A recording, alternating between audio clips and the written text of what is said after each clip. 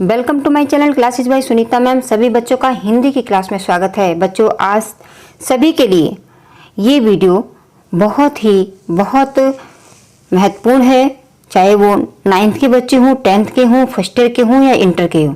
बच्चों, ये जो पेपर है ये कक्षा 11 का पेपर है और इसमें जो भी प्रश्न पूछे गए हैं उनके उत्तर भी बताएंगे और किस तरह से आप परीक्षा में लिखें ताकि आपके अच्छे अंक आपको मिले ये भी जानेंगे और किस तरह से आपको लिखना चाहिए ये लिखी हुई कॉपी भी आपको दिखाई जाएगी। बच्चों, ये वीडियो आपके लिए बहुत उपयोगी है, इसको पूरा जरूर देखना क्योंकि इसमें एक एक प्रश्न को आप किस प्रकार से लिखते हैं, कहाँ आपसे गलती हो जाती है, कहाँ आपके नंबर कट जाते हैं, इन सारी समस्याओं का जो समाधान है आज इस वीडियो के माध्यम से हो ही जाएगा। क्योंकि बच्चों, सभी बच्चे परीक्षा में बहुत कुछ लिख करके आते हैं, याद भी करते हैं, लेकिन थोड़ी थोड़ी गलतियों से उनके नंबर कटते हैं। तो बच्चों, हमें उन नंबरों को बचाना है और बचाना है तो इस वीडियो को पूरा देखना है और समझना है कि कहाँ आपके नंबर कट जाते हैं। क्योंकि बच्चों, परीक्षा में याद करना भी जरूरी है तो अच्छी तरह से लिख कर भी आना बहुत ही जरूरी है। तो बच्चों, चलिए देख लेते हैं कि किस प्रकार से आपको लिखना चाहिए था और किस प्रकार से अगर आप लिखेंगे तो आपको कितने नंबर मिलेंगे। बच्चों देखिए, ये 11 का कक्षा 11 का पेपर है। इस तरह से बच्चों ये उसी पैटर्न पे बना है जैसे बोर्ड का बनता है। कक्षा 12 का भी इसी प्रकार से पेपर आता है। हाँ, प्रश्न बदल जाते हैं क्योंकि पाठ अलग होते हैं। ठीक है बच्चों, देखिए सबसे पहले तो यही आता है कि 15 मिनट प्रश्न पत्र पढ़ने के लिए निर्धारित है। पहला प्रश्न है, छायावाद युग का प्रारंभ माना जाता है। तो बच्चों, इसका जो उत्तर है वो है 1936। ठीक है, आपको याद रहेगा 1936 इसका उत्तर है। दूसरा है, प्रेम सागर के लेखक कौन है। तो बच्चों, प्रेम सागर के हैं लल्लू लाल। फिर है, हिंदी का प्रथम नाटक। तो बच्चों, हिंदी का प्रथम नाटक है नहुस। इस प्रकार छायावाद की रचना करुणालय है। मैला आंचल का उपन्यास क्या है, ऐतिहासिक है, पौराणिक है या आंचलिक है या मनोवैज्ञानिक है। तो बच्चों, ये आंचलिक है। अगला प्रश्न है, कवितावली के रचयिता कौन है। तो कवितावली के जो रचयिता है बच्चों वो है तुलसीदास। चांद का मुंह टेढ़ा, ये हैं इनके रचयिता हैं मुक्तिबोध। अगला है, परमाल रासो किस काल की रचना है। तो परमाल रासो आदिकाल की रचना है। अगला है, जगन्नाथ दास रत्नाकर की रचना क्या है, उद्धव शतक है। अगला है, छायावादी युग की रचना कौन सी है। तो बच्चों, छायावादी युग की रचना चित्राधार है क्योंकि ये जयशंकर प्रसाद जी की रचना है। अब बच्चों, आपने इन प्रश्नों के उत्तर जान लिए। अब हम जानते हैं कि इसको किस प्रकार से कॉपी में लिखना चाहिए। तो बच्चों, लिखने का जो ढंग है वो इस प्रकार से आप लिखें तो बहुत ही अच्छा रहता है। जैसे इस बच्चे ने लिखा है, सबसे पहले ही डाल दिया है प्रश्न 1 का उत्तर। ठीक है, कुछ बच्चे क्या करते हैं कि चारों विकल्प उतारेंगे, उसमें से एक जो सही होगा उसको लिखेंगे। तो बच्चों, ऐसा करेंगे तो बहुत टाइम वेस्ट होता है आपका। आपको प्रश्न पत्र नहीं बनाना है कॉपी पे, जो सही उत्तर है उसी का जवाब देना है। देखिए कितने साफ सुथरे ढंग से लिखा है बच्चे ने 1936। ठीक है बच्चों, इस प्रकार से लिखेंगे तो आपको पूरा 1 नंबर मिल जाएगा। अगला जो प्रश्न है, देखिए सब कुछ डाला है। प्रश्न 1 का उत्तर, ज्यादा समय बर्बाद नहीं किया है बच्चे ने और बहुत ही अच्छे तरह से प्रश्न का नंबर भी डाल दिया है और उत्तर दिया है लल्लू लाल। तो बच्चों, ये भी सही है और इसको मिलेंगे 1 नंबर। अगला जो प्रश्न है, प्रश्न नंबर ग का उत्तर, ये देखिए कौन सा था प्रश्न नंबर ग का कि हिंदी का प्रथम नाटक कौन सा है, वो उसने लिख दिया है नहुस। देखिए साफ सुथरा है, बिल्कुल 1 नंबर मिलेंगे। लेकिन जो अगला प्रश्न था बच्चों, क्या था कि छायावाद की रचना, ये सब तो इन्होंने बहुत अच्छी तरह से डाला है लेकिन इसका जवाब दे दिया है बच्चों गलत। लहरों के राजहंस नहीं है छायावाद की रचना। तो बच्चों, ये इस पे तो इनके नंबर कट हो जाएंगे। अगला प्रश्न था कि मैला आंचल उपन्यास क्या है ना, ऐतिहासिक, पौराणिक, आंचलिक या मनोवैज्ञानिक। तो इन्होंने लिखा, देखिए बिल्कुल बहुत साफ सुथरे तरीके से लिखा है आंचलिक और यहाँ पर इनको भी मिल जाएगा 1 नंबर। ठीक है, दूसरा प्रश्न देखिए किस तरह से लिखा है। प्रश्न नंबर 2 का उत्तर बिल्कुल साफ तरीके से लिखा है। तो प्रश्न क्या था कि कवितावली के रचयिता हैं, तो कवितावली के रचयिता का उत्तर दिया है इन्होंने तुलसीदास। बहुत अच्छा, तो इनको भी मिलेगा 1 नंबर।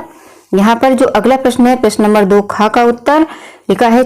जो प्रश्न था कि चांद का मुंह टेढ़ा है कि रचयिता कौन है, वो है मुक्तिबोध, सही जवाब है, तो यहाँ पर भी इनको मिलेगा 1 नंबर। अगला जो प्रश्न था 2 गा का उत्तर कि परमाल रासो किसकी रचना है, वो है मतलब परमाल रासो किस काल की रचना है, किसकी नहीं पूछा है, किस काल की रचना है, तो वो आदिकाल की रचना है। इस प्रकार भी बच्चों इसको मिलेगा 1 नंबर, तो यहाँ पर इनको पूरे नंबर मिल गए हैं। अगला प्रश्न था कि जगन्नाथ रत्नाकर की रचना है। अब यहाँ पर देखिए ये हो गया है इनका गलत, क्योंकि जगन्नाथ रत्नाकर की जो रचना है वो है उद्धव शतक और इन्होंने लिख दी है यशोधरा, तो यहाँ पर इनको नंबर नहीं मिलेंगे। ठीक है बच्चों, अगला जो प्रश्न था कि छायावादी युग की रचना क्या है, तो यहाँ पर लिखा है इन्होंने चित्राधार, ये सही है और इस पर इनको मिलेगा 1 नंबर। तो ये जो पहला प्रश्न था बच्चों, ये 10 अंक का था, जिसमें से इन्होंने 8 का सही जवाब दिया है और इस प्रकार इन्हें कितने नंबर मिलेंगे, 8 नंबर मिलेंगे। जो 10 नंबर का प्रश्न था उसमें से इनके 2 गलत हुए, इस प्रकार इनको 8 नंबर मिलेंगे। तो बच्चों इस प्रकार इन्होंने प्रश्न नंबर 1 से 4 और प्रश्न नंबर 2 से 4 पूरे 8 अंक प्राप्त कर लिए हैं। अगला आता है तीसरा। बच्चों ये जो तीसरा प्रश्न है इसमें आता है कि निम्नलिखित गद्यांशों के आधार पर दिए गए प्रश्नों के उत्तर दीजिए। तो यहाँ पर देखिए एक पैराग्राफ है, उसे पढ़ना है और पढ़ करके प्रश्नों के उत्तर देने हैं और जो प्रत्येक प्रश्न जो है वो 2 अंक का है।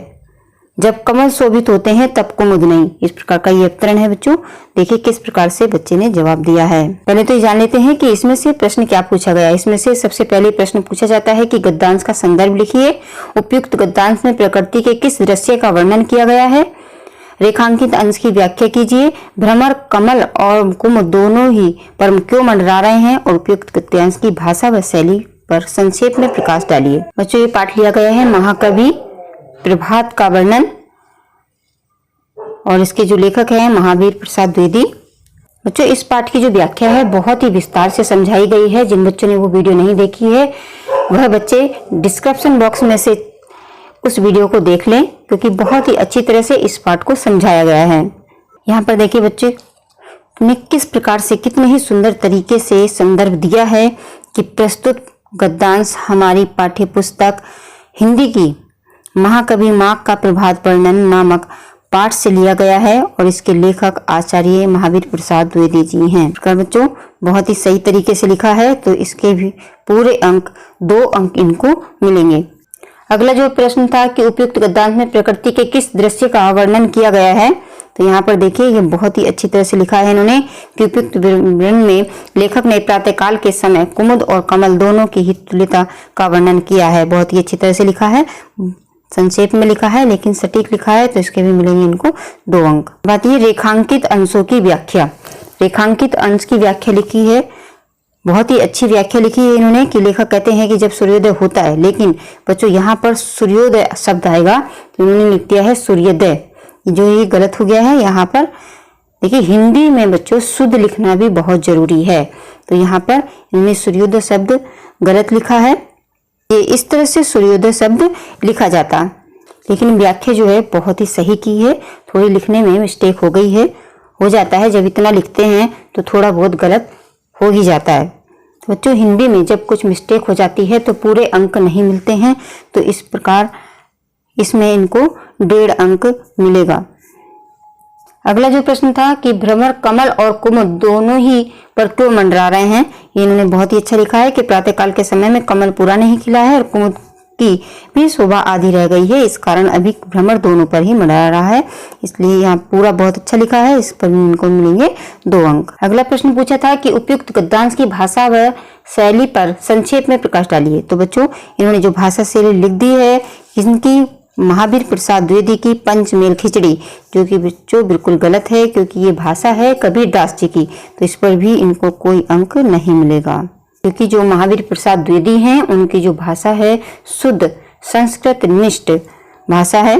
अगला प्रश्न आता है प्रश्न नंबर 4 कि निम्नलिखित पदांशों के आधार पर दिए गए प्रश्नों के उत्तर दीजिए। यहाँ पर ये हरो चरी तापई भरत फरे पसारई हाथ तुलसी स्वारथ मीत सब परमानत रघुनाथ। इसके प्रश्न है कि पाठ का शीर्षक और कवि का नाम बताइए, रेखांकित अंश की व्याख्या कीजिए, वृक्षों के साथ लोगों का व्यवहार कैसा व्यवहार करते हैं लोग, कवि ने इस दोहे में किस बात की प्रेरणा दी है और कैसे दी है, और दोहे में कौन सा अलंकार है। और दूसरा जो अथवा में आया था बच्चों, अथवा का मतलब होता है कि जब 2 दिए होते हैं तो उसमें से एक करना होता है। देखिए इसमें दूसरा जो आया था अब के राखू लेहूं भगवान, ये भी बहुत अच्छा सा था। जो इससे भी संबंधित प्रश्न पूछे गए थे कि पाठ का शीर्षक और कवि का नाम लिखिए, रेखांकित अंश की व्याख्या कीजिए, जीवात्मा रूपी पक्षी ने अपने रक्षा हेतु अपने हृदय में किसका स्मरण किया है। बच्चों अगर ये इसका अर्थ समझना है तो जो सूरदास के पद समझाए हैं वो वीडियो में बहुत ही अच्छी तरह से बहुत ही सरल तरीके से समझाए गए हैं। तो इसका लिंक भी डिस्क्रिप्शन बॉक्स में है इस वीडियो का, आप अगर इसको समझना चाहते हैं तो अच्छी तरह से समझ सकते हैं। जानते हैं कि बच्चे ने कौन से प्रश्न का उत्तर दिया है। तो बच्चों बच्चे ने प्रश्न 4 का उत्तर लिखा है, और जो पूछा था कि पाठ का शीर्षक और कवि का नाम लिखिए, तो देखिए इसी तरह से उत्तर भी दिया है जिस तरह से प्रश्न पूछा है। पाठ का शीर्षक है दोहाबली और पाठ के जो कवि हैं वो हैं तुलसीदास जी। बच्चों बहुत ही अच्छी तरह से लिखा है, पूरा लिखा है, तो इसके भी मिलेंगे इनको पूरे 2 अंक। अगला प्रश्न था कि रेखांकित अंश की व्याख्या करिए। तो इसमें लिखना है कि हरऊ चरी तापी भरत फरे पसारई हाथ, इसका अर्थ लिखा है, व्याख्या लिखी है। तुलसीदास जी कहते हैं कि जब वृक्ष हरे होते हैं तब उन्हें के पशु पक्षी चढ़ लेते हैं, और जब वह सूख जाते हैं तब लोग उसकी लकड़ियों को जलाकर तापते हैं, और जब वह वृक्ष फल देते हैं तो वह हाथ फैलाकर फल मांगते हैं। यहाँ पर इनको लिखना था मांगते हैं। बच्चे का भाव समझते हुए बच्चे ने सही लिखा है, तो इसके भी मिलेंगे इनको 2 अंक। अगला प्रश्न था कि वृक्षों के साथ लोग कैसा व्यवहार करते हैं। तो लिखा है देखिए वृक्षों के साथ लोग स्वार्थी व्यवहार करते हैं, बिल्कुल सही लिखा है, 2 अंक मिलेंगे इनको। अगला प्रश्न था कि कवि ने इस दोहे में किस बात की प्रेरणा दी है और कैसे दी है। देखिए लिखा है कवि ने इस दोहे में अच्छे लोगों की प्रेरणा दी है कि वे किस प्रकार दूसरों का भला करें, और यह कवि ने वृक्षों के माध्य से कहा है। अब यहाँ पर देखिए माध्यम आएगा, माध्यम यहाँ लिखा है माध्य से कहा है, तो बच्चों इस प्रकार जो है गलती हो गई है, तो यहाँ पर इनको मिलेगा 1.5 अंक, क्योंकि बच्चों पूरे अंक तभी मिलते हैं जब आप पूरा शुद्ध लिखते हैं। अगला जो प्रश्न था कि इसमें कौन सा अलंकार है। तो बच्चों देखिए इस प्रस्तुत दोहे में अनुयोक्ति अलंकार है, तो ये तो सही लिखा है कि अनुयोक्ति, लेकिन ये जो अनुयोक्ति शब्द लिखा है ये लिखा है इन्होंने गलत। बच्चों अनुयोक्ति इस प्रकार से लिखा जाएगा, तो लिखने में अशुद्धि है, तो इस प्रकार पूरे अंक तो इनको नहीं मिलेंगे। बच्चों इस पर भी मिलेगा 1.5 अंक, क्योंकि उत्तर सही है, थोड़ा लिखने में गलती हो गई है, तो पूरे अंक नहीं मिलेंगे। देखिए बच्चों अगला जो प्रश्न आता है 5वां प्रश्न की निम्नलिखित में से किसी एक लेखक का जीवन परिचय देते हुए उनकी महत्वपूर्ण रचनाओं के बारे में लिखिए।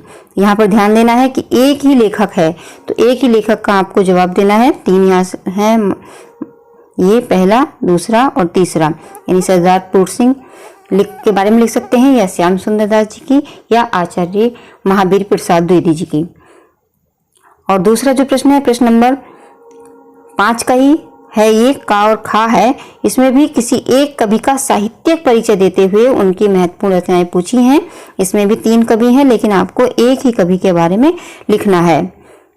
तो चलिए देखते हैं कि बच्चे ने किस प्रकार से लिखा है। कि बच्चे ने जीवनी लिखी है आचार्य महावीर प्रसाद द्विवेदी जी की, बहुत ही सही ढंग है, पहले जीवन परिचय डाला है, बहुत ही अच्छी तरह से उनका जन्म लिखा है, सही लिखा है, सब कुछ सही लिखा है। और लास्ट में यहाँ पर देखिए PTO भी लिखा है कि पन्ना पलटिए, ताकि कोई भी गलती ना रह जाए, यानी पन्ना पलटने से ना रहे। वैसे ऐसी गलती होती नहीं है, लेकिन यहाँ पर इस तरह से लिखना चाहिए। इस तरह से देखिए कितनी अच्छी तरह से ये जीवनी लिखी है। लिखने का बहुत ही अच्छा ढंग है कि इस तरह से यहाँ पे देखिए जगह छोड़ी है, यहाँ पे जगह छोड़ी है, एकदम चिपका चिपका के नहीं लिखा है, बिल्कुल साफ साफ तरीके से लिखा है। यहाँ पर देखिए किस प्रकार से इन्होंने जन्म, ऊपर जन्म भी लिखा था और यहाँ पर लिख दिया है मृत्यु का वर्ष, और सही लिखा है, बिल्कुल कोई गलत नहीं लिखा है। ये नीचे लिख रहे हैं रचनाएं, और यहाँ पर देखिए किस प्रकार से रचनाएं लिखी हैं, लेकिन यहाँ पर देखिए गद गलत लिख दिया है। गद होता है ना कि गद, ठीक है। इस तरह से ये छोटी छोटी बातों का आपको भी ध्यान रखना है कि कहाँ पर आप गलती कर सकते हैं। देखिए इस प्रकार से ये लिखा है इन्होंने, विचार विमर्श इनकी है किताबें, और जितनी भी रचनाएं हैं इन्होंने इस प्रकार से यहाँ पर लिख दी हैं। बहुत ही साफ साफ तरीके से लिखा है। तो लिखने में थोड़ी थोड़ी कहीं ना कहीं मिस्टेक होती ही है, इसलिए हिंदी में पूरे पूरे नंबर नहीं दिए जाते हैं। तो इस प्रकार इनको मिलेंगे इसके लिए 4 अंक। लिखी है इन्होंने गोस्वामी तुलसीदास की जीवनी। देखिए कितनी साफ तरीके से साहित्य परिचय लिखा है, जैसे जैसे पूछा है। और सबसे पहले लिखने का ढंग देखिए, यहाँ पर इन्होंने क्या दिया है, पहले ही दोहा दे दिया है। यहाँ पर दोहा लिखा है कितने साफ तरीके से। इस तरह से ही आपको भी लिखना है अगर अच्छे अंक प्राप्त करने हैं तो। दोहा लिखने के बाद फिर से इनके जन्म स्थान के बारे में लिखा है कि कहाँ पर इनका जन्म हुआ है। पूरा तुलसीदास जी का जीवन परिचय इन्होंने अच्छी तरह से लिखा है। थोड़ा कहीं कहीं पर जो है लिखने में अशुद्धियाँ हो रही हैं, कहीं कहीं होती है बच्चों, जब इतना लिखते हैं तो हो ही जाती है। जैसे इन्होंने यहाँ पर आशीर्वाद शब्द गलत लिखा, यहाँ पर आशीर्वाद गलत लिखा है। बच्चों ये वीडियो बनाने का जो मकसद है वो आपको गलतियाँ दिखाने का है कि कहाँ पर आपको गलती हो जाती है। आप कहेंगे कि हमें तो बहुत अच्छी तरह से हम लिख के आए, हमारे नंबर कहाँ कट गए। तो बच्चों इस वीडियो को देखने के बाद आप इस प्रकार की गलती नहीं करेंगे तो आपको पूरे अंक जरूर मिलेंगे, अगर आपने बहुत अच्छे से लिखा है, कहीं कोई गलती नहीं की है। लेकिन बच्चों अगर अशुद्धियाँ हो जाती हैं तो आपके नंबर कटते ही हैं। ये बच्चों लास्ट में भी इन्होंने जो है एक दोहा डाला है, संवत 1680 गंग के तीर, सावन शुक्ल तीज शनि तुलसी तजो शरीर।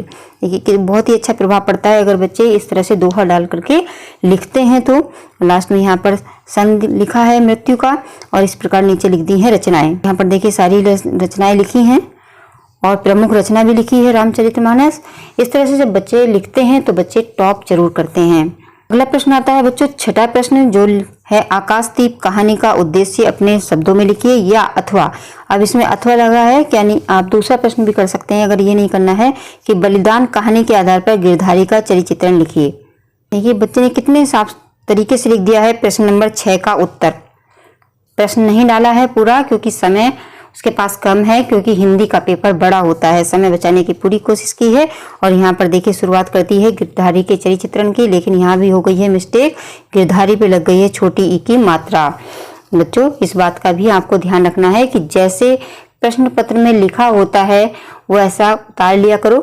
देखो गिरधारी शब्द उसमें सही था, लेकिन ये गलती से छोटी की मात्रा लग गई है और हर जगह जो है गिरधारी ही लिखा है, ठीक है। और बाकी सब जो है बहुत ही अच्छी तरह से लिखा है, किस तरह से हेडिंग डाले हैं, किस तरह से साफ सुथरे तरीके से लिखा है। लेकिन ये गिरधारी शायद वो ई की मात्रा से ही समझा कि छोटी की मात्रा लगेगी, लेकिन गिरधारी पे बड़ी की मात्रा लगती है। देखिए बहुत ही अच्छी तरह से लिखा है। बाकी और सब हेडिंग डालने के बाद बच्चे ने यहाँ से नहीं शुरू किया, बल्कि यहाँ से शुरू किया, जो कि बहुत ही अच्छा ढंग है, ताकि जो आपका ये हेडिंग होता है यहाँ से जैसे डाला और उसके नीचे से लिखना शुरू किया है। बहुत ही अच्छा ढंग है ये लिखने का। यहाँ पर देखिए इस तरह से सब लिखा है कि गिरधारी कौन है, वो मेहनती है, लेकिन मेहनती पे फिर ए की मात्रा छूट गई है। यहाँ पर मेहनती में ए की मात्रा लगती। बच्चों चाहे कितना भी लिखे, जब एग्जामिनर कॉपी चेक करता है तो जहाँ गलती होती है वहाँ नज़र पड़ ही जाती है। तो ऐसा नहीं है कि कोई जो है कुछ भी मगर लिख देगा। कुछ बच्चे ऐसा करते हैं कि कुछ भी लिख के आ जाओ तुम्हें नंबर मिल ही जाएंगे, तो ऐसा नहीं होता है। जहाँ गलत लिखा होता है एग्जामिनर की नज़र उस पर सबसे पहले पड़ती है। यहाँ पर देखिए किस तरह से बच्चे ने हेडिंग डाले हैं और उसके नीचे से शुरू किया है। ये बहुत ही अच्छा ढंग है। कुछ बच्चे यहाँ से लिखना शुरू करते हैं, लेकिन इसने यहाँ से शुरू किया है, जो कि बहुत ही अच्छा ढंग है। सबको लिखा उन्होंने कि जो गिरधारी हैं वो स्वाभिमानी भी हैं। इस प्रकार पूरा चरित्र चित्रण गिरधारी का बहुत ही अच्छी तरह से लिखा है। बस थोड़ी सी कहीं कहीं गलती मिस्टेक हो गई है। तो इस प्रकार बच्चों इनके मिलेंगे इसमें 4 अंक। अगला जो प्रश्न आता है वो खंड काव्य से आता है। जैसे इसमें दिया है गरुण ध्वज नाटक में कालिदास का चरित्र चित्रण लिखिए। ये जो गरुण ध्वज है ये बच्चे ने नहीं किया है, क्योंकि शायद ये समय का अभाव रहा हो, उसके पास समय न बचा हो। और इस प्रश्न के बारे में एक बात और बतानी है बच्चों। प्रश्न नंबर जो 7 है खंड काव्य का, ये खंड काव्य सबके लिए अलग अलग होता है। तो अपने अपने जिले में जौन सा भी खंड काव्य चलता है सभी बच्चों को अपना अपना खंड काव्य करना होता है। ठीक है, सब बच्चों को याद होना चाहिए कि आप कौन से जिले के हैं, आपके यहाँ कौन सा खंड काव्य पढ़ाया जाता है, उसी के आपको प्रश्न करने हैं। जैसे जो रामपुर के बच्चे हैं उनके यहाँ राज मुकुट चलता है तो उन्हें राज मुकुट करना चाहिए। ये जो गरुण ध्वज है ये बिजनौर के बच्चों के लिए है, वहाँ पर बिजनौर में ये गरुण ध्वज चलता है। तो और जो भी बच्चे जो अन्य जिलों के इस वीडियो को देख रहे हैं वो अपने अभिभावक से पता कर लें कि उनके जिले में कौन सा खंड काव्य चलता है, उसी के वो प्रश्न करें। अगला खंड खा, यहाँ पर देखिए खंड खा शुरू हो रहा है। प्रश्न नंबर 8, यहाँ पर बच्चों संस्कृत गद्यांशों में से किसी एक संदर्भ सहित हिंदी में अनुवाद लिखना है। ठीक है, इसका अनुवाद लिखना था और ये 2 आए हैं, एक ये है एक ये है। जिस बच्चों जो अथवा लिखा होता है उसमें से आपको एक करना है। पर देखिए प्रश्न ये 8 का खा है, यहाँ पर भी देखिए 2 श्लोक दिए गए हैं और इसमें से आपको एक करना है। बच्चों यहाँ पर लिखा है प्रश्न नंबर 8 का उत्तर। यहाँ पर बच्चों एक चीज और लिखनी है, जो भी खंड शुरू हो रहा है वो आप यहाँ पर खंड जरूर लिखेंगे, क्योंकि बच्चों ये संस्कृत शुरू हो रही है, यहाँ से ग्रामर शुरू होगी और ये खंड खा में आती है, तो इसलिए आप खंड खा लिखेंगे। ये भी बहुत अच्छा सा लिखा है। अब देखिए यहाँ पर संदर्भ लिखा है, कितना अच्छी तरह से प्रस्तुत गद्यांश हमारी पाठ्य पुस्तक के अंतर्गत संस्कृत खंड के सुभाष चंद्र नामक पाठ से लिया गया है। बहुत ही अच्छा सा लिखा है। लेकिन यहाँ पर बच्चों ध्यान रखना है कि ये व्याख्या नहीं है, यहाँ पर लिखना है अनुवाद। बहुत ही अच्छा अनुवाद लिखा है, लेकिन कहीं कहीं पर देखिए जैसे अर्पण शब्द है, मंगल पे माँ पे अंक की बिंदी लगेगी, ये छोटी छोटी मिस्टेक हो गई हैं। तो बच्चों इस मिस्टेक को आपको नहीं करना है। तो इन सभी गलतियों को देखते हुए बच्चों इस पर मिलेंगे 6 अंक। 7 में से 6 अंक मिल गए हैं। अगर गलतियां ना होती तो और भी अंक मिल सकते थे। अब अगला आता है प्रश्न नंबर 8 खा का उत्तर। अब यहाँ पर देखिए जो दूसरा लिखा था, सत्येन रक्षते धर्मो विद्या योग्येन रक्षते। कितनी अच्छी तरह से यहाँ पर देखिए पाठ का नाम साफ साफ लिखा है, सही से लिखा है। लेकिन वही गलती यहाँ पर व्याख्या, यहाँ पर व्याख्या का ध्यान देना है कि व्याख्या नहीं पूछी जा रही है, पूछा जा रहा है अनुवाद। ठीक है, तो आपको यहाँ पर व्याख्या शब्द नहीं लिखना, अनुवाद शब्द लिखना है। बहुत ही अच्छी से व्याख्या की है यहाँ पर, लेकिन बच्चों व्याख्या नहीं करनी होती है, अनुवाद करना होता है। ठीक है, क्योंकि व्याख्या और अनुवाद में दोनों में अंतर होता है। व्याख्या में हम अपनी मर्जी से बढ़ाकर भी उसका अर्थ समझा सकते हैं, लेकिन अनुवाद का अर्थ होता है कि एक भाषा को दूसरी भाषा में बदलना। संस्कृत से हिंदी में बदला जा रहा है। इसके भी मिलेंगे बच्चों इनको 6 अंक। अब अगला देखिए प्रश्न। अब आते हैं प्रश्न नंबर 9 पर, और इसमें पूछे जाते हैं कि 2 प्रश्नों के उत्तर संस्कृत में दीजिए। 4 प्रश्न हैं, उसमें से 2 प्रश्न करने हैं, जिसमें से आपको मिलेंगे कि 4 अंक मिलेंगे और आपने अच्छी तरह से इन प्रश्नों का उत्तर दिया। अगला जो प्रश्न पूछा है देखिए प्रश्न नंबर 10 में शांत अथवा भयानक रस। तो इनमें से एक रस आपको करना है। इधर है रूपक अथवा प्रतीप, यानी 2 के बीच में अगर अथवा लगा है तो इसका मतलब आपको 1 करना है। इधर लिखा है सोठा अथवा बरवे छंद की परिभाषा लिखिए। ये 2-2 अंक का है। अब देखते हैं कि इसको किस प्रकार से लिखा गया है। इस प्रकार देखिए यहाँ पर लिखा है प्रश्न नंबर 9 का उत्तर। कितनी अच्छी तरह से बहुत ही साफ सुथरी तरीके से यहाँ पर उत्तर दिया है। ऋषे भारद्वाजस्य आश्रम प्रयागे अस्ति। कितना साफ साफ लिखा है। अगला प्रश्न है अकीर्ति विनो हंति। अकीर्ति क हंति, अकीर्ति विनयो हंति। यहाँ पर बहुत ही अच्छी तरह से दोनों प्रश्नों के उत्तर दिए हैं। तो दोनों के 2 अंक इसके मिलेंगे और 2 अंक इनको इसके मिलेंगे। अब अगला जो प्रश्न था कि शांत रस अथवा भयानक रस की स्थायी भाव के साथ उसकी परिभाषा अथवा उदाहरण दीजिए। तो यहाँ पर देखिए, यहाँ पर इन्होंने भयानक रस की परिभाषा लिखी है, बहुत ही अच्छी तरीके से साफ सुथरी ढंग से लिखी है। फिर इसका उदाहरण लिखा है और नीचे स्पष्टीकरण भी दिया है। बच्चों अगर आप स्पष्टीकरण छोड़ेंगे तो आपको पूरे अंक नहीं मिलेंगे। अगर आपने स्पष्टीकरण लिखा है तो आपको जरूर 2 अंक मिलेंगे। 2 अंक का है ये, 2 अंक ही आपको लिखे हैं क्योंकि स्पष्टीकरण भी लिखा गया है, परिभाषा भी लिखी है, उदाहरण भी लिखा है और स्पष्टीकरण भी लिखा है। देखिए अगला जो प्रश्न है प्रश्न नंबर 10 खा का उत्तर कि रूपक अलंकार की परिभाषा लिखिए। देखिए यहाँ पर कितनी अच्छे से लिखा है। जहाँ उपमेय में उपमान का भेद रहित आरोप होता है वहाँ रूपक अलंकार होता है। फिर नीचे उदाहरण भी लिख दिया, चरण कमल बंदो हरिराई। नीचे स्पष्टीकरण भी लिखा है कि यहाँ पर ईश्वर के चरणों को कमल के समान बताया गया है, यहाँ पर उपमेय में उपमान का भेद रहित आरोप है, इसीलिए रूपक अलंकार है। यहाँ पर इन्होंने उपमेय माँ पे एक ही मात्रा लगेगी, लेकिन कोई बात नहीं, इन्होंने बहुत ही अच्छे तरह से लिखा है, तो यहाँ पर इनको पूरे 2 अंक मिलेंगे। अगला प्रश्न था प्रश्न नंबर 10 का उत्तर कि सोठा छंद की परिभाषा लिखिए। अब यहाँ पर देखिए कितनी अच्छी तरह से इन्होंने दोहे का उल्टा होता है और इसमें 4 चरण होते हैं। इसके पहले तीसरे चरण में 11 मात्राएं और तीसरे दूसरे चौथे में 13 मात्राएं होती हैं। इस प्रकार से यहाँ पर इन्होंने उदाहरण भी लिखा है, लेकिन उदाहरण शायद ये दूसरा लिखना है आगे, क्योंकि ये काट दिया है, पहले स्पष्टीकरण डाल दिया है कि यहाँ पर इन्होंने सोठे का उदाहरण दिया है, बहुत ही साफ साफ तरीके से दिया है, बहुत ही अच्छी तरीके से। इस पर भी मिलेंगे इनको 2 अंक। अब लिखा है निबंध, निबंध है बढ़े बेटिया पढ़े बेटिया। ठीक है, किस तरह से शुरुआत की है, देखिए कितनी अच्छी से शुरुआत की है कि दोहे से शुरुआत हो रही है। बेटा बेटी दोनों एक समान, ये तो आपकी ही शान, बेटी तो वरदान जो दुनिया में महान। इस तरह से शुरुआत कर रहे हैं, किया है, बहुत ही अच्छा सा ढंग है। इस तरह से आप भी लिखिए।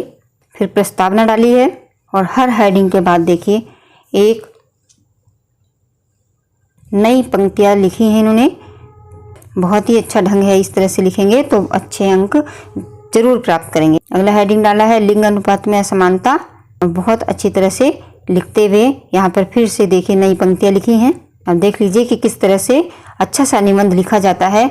फिर से देखिए नई बात लिखी है, जीवन का ये आधार बेटी ना समझो भार, बेटी बचाओ बेटी पढ़ाओ, समाज को प्रगति के रास्ते पर ले आओ। कितनी अच्छी बात लिखी है। नीचे ये इस योजना के अंतर्गत कार्य लिखे जो मोदी सरकार जी ने किए हैं बेटी पढ़ाओ बेटी बचाओ के लिए। और देखिए लास्ट में फिर से पंक्ति लिखे हैं, बेटी बचाने का करो इरादा, अभी से दो हमें ये वादा, बेटा पढ़े तो अकेला पढ़े, बेटी पढ़े तो परिवार आगे बढ़े। कितना अच्छे से लिखा है, बहुत ही सुंदर लाइन है। और नीचे द्वितीय है उपसंहार। ये शुरुआत भी पंक्तियों से की थी, सुंदर पंक्तियों से, और लास्ट भी निबंध का सुंदर पंक्तियों से की है कि माँ चाहिए, बहन चाहिए, बीवी चाहिए, बहू चाहिए, फिर बेटी क्यों नहीं चाहिए, बेटी बचाओ बेटी पढ़ाओ। कितनी अच्छी शुरुआत, कितनी अच्छी एंडिंग। बच्चों ये 9 नंबर का था, लेकिन इस पर मिलेंगे इनको 8 नंबर, क्योंकि लिखने में कहीं ना कहीं अशुद्धियाँ हो ही जाती हैं, तो उसके अंक थोड़े से जो है कट जाते हैं बच्चों, पूरे अंक नहीं मिलते हैं। अब आता है बच्चों संस्कृत व्याकरण 12वां प्रश्न। देखिए विसर्ग संधि कौन सी है इसमें, ये क चित, ये सही है। हरिश्चंद का संधि विच्छेद क्या होगा, तो ये सा वाला है हरिचंद। तत् प्लस चोर की संधि क्या होगी, ये तत्चोर है। रूपस्य योगम में समास कौन सा होगा, तो बच्चों ये अनुरूपम है। कुपुत्र का समास क्या होगा, तो ये कुपुत्र का समास होगा कर्मधारय समास। अगला है कि नामनी रूप है नामन का। यहाँ पर बच्चों किस प्रकार से आपको लिखना है, देखिए 4 ऑप्शन दिए हैं, चारों में से कोई एक सही है, तो ये है सप्तमी एकवचन। अगला है आत्मन का प्रथमा एकवचन में रूप होगा, तो ये है आत्मा। अगला है पाद धातु पिव धातु लोट लकार में उत्तम पुरुष का एकवचन होगा पिवानी। क्रय धातु का लोट लकार में प्रथम पुरुष एकवचन होगा कुर्वन्तु। खादित्व में प्रत्यय है बच्चों कित्वा, और धीमान में मतु प्रत्यय है। अगला प्रश्न आता है प्रजाभ्य स्वस्ति में रेखांकित पद में प्रयुक्त विभक्ति बताइए। तो बच्चों इसमें चतुर्थी विभक्ति है, और कर्णाभ्याम बधिरा में कर्णाभ्याम में विभक्ति है। कर्णाभ्याम बधिरा में जो विभक्ति है बच्चों वह है तृतीया, क्योंकि कौन से सूत्र से, एनांग विकार सूत्र से इसमें तृतीय विभक्ति लगी है। और जो ये घा वाला है प्रजाभ्य स्वस्ति, इसमें चतुर्थी विभक्ति लगी है। कौन सा, स्वस्ति स्वाहा स्वधा अलवसष्ट योगाश्च सूत्र के अनुसार इसमें चतुर्थी विभक्ति लगी है। अब अगले आते हैं बच्चों 2 वाक्यों का संस्कृत में अनुवाद। आपको इसमें से 2 ही वाक्यों का संस्कृत अनुवाद करना था। राम ने रावण को मारा, राम है रावण रावण रावणम, और वाणेन मारा, वाणेन आएगा, और अहन। बालकों में राम श्रेष्ठ है, तो बनेगा बालकेशु राम श्रेष्ठ। कर्णदानी और शूरवीर थे, कर्णदानी और शूरवीर था, तो कर्णदानी शूरवीर चय आसीत। गुरु को नमस्कार है, गुरुवो नमः। इस प्रकार देख लो बच्चों, ग्रामर का भी किस तरह से आपको लिखना है। यहाँ पर कितना अच्छी तरह से लिखा गया है। 4 ऑप्शन नहीं उतारे हैं, जो सही है उसी का उत्तर दे दिया है। विसर्ग संधि है कह प्लस चित, ठीक है, 1 अंक मिला है। दूसरा उन्होंने इस प्रकार से लिखा है हरिश्चंद्र का संधि विच्छेद होगा हरि प्लस चंद, ठीक है, मिलेगा 1 अंक। यहाँ पर देखिए तत् प्लस चोरह की संधि होगी तत् चोर।